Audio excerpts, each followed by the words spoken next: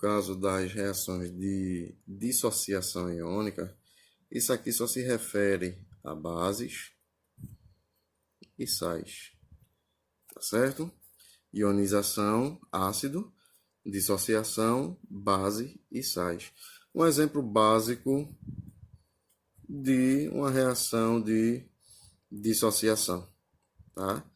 Temos aqui a soda cáustica ou hidróxido de sódio. Como é que eu reconheço uma base? Qualquer composto que tenha um elemento químico qualquer, tá? E tenha no final dele o hidróxido, que é o OH, chamada de hidroxila. Isso nos compostos inorgânicos vai indicar base, tá certo? Mais na frente, quando você estiver lá no ensino médio, isso aqui vai indicar outros compostos químicos, né, de outras funções, principalmente na parte de química orgânica, que vocês vão ter álcool, vocês vão ter a presença da hidroxila no grupo funcional carboxila, dando origem aos ácidos carboxílicos e assim por diante. Tá ok? Então, a mesma coisa, olha, adiciona água, só que ao invés de eu somar, eu vou ter a adição de água aqui em cima. Ou você pode somar também, eu vou fazer já já. Adiciona água, vai quebrar essa estrutura. Só que toda hidroxila formadora de base, ela é negativa. Lembra que do lado direito sempre é negativo? Então, se a hidroxila formadora da base ela é negativa, o composto anterior ele é positivo. Sim, mas como é que eu sei, professor, a quantidade de hidroxila, não é?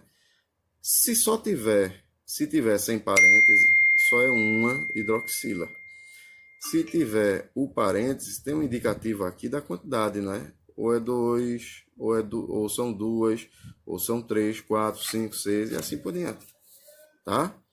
Dificilmente vamos ver um composto aí com 6 hidroxilas, mas foi para vocês identificarem questão de quantidade, tá? Então, observa. Se eu quebrei meu composto, eu gerei a partícula positiva, no caso aqui o íon de sódio, não é? Mais a liberação da hidroxila, tá? Ok? Que é um indicativo de base. Pode ver, olha. Mesma coisa se eu fizesse somando normalmente, ó, tá? Mais água. Gerei aqui, olha, o íon positivo sódio, que é um cátion. Todo íon positivo é um cátion, mais a liberação da hidroxila, que é um íon negativo, que é um ânion, tá? Íon negativo, ânion. Íon positivo, cátion, tá certo? Vi um caso de uma monobase, né? Vamos ver agora uma de base, que é o hidróxido de magnésio.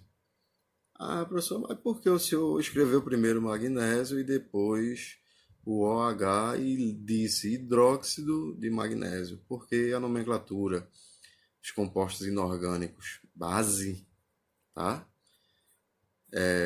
Eles têm essa configuração de acordo com a IUPAC. Primeiro eu tenho que identificar o tipo de função pela hidroxila, né?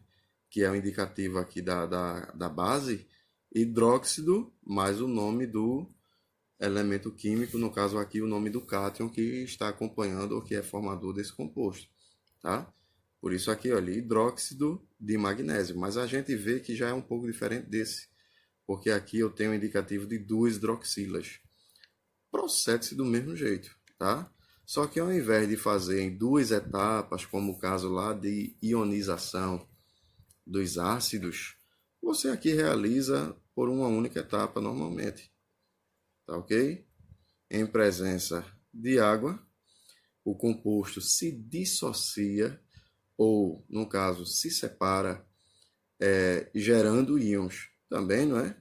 Liberando aqui, olha, o composto positivo, que é o magnésio, tá? Mais a hidroxila,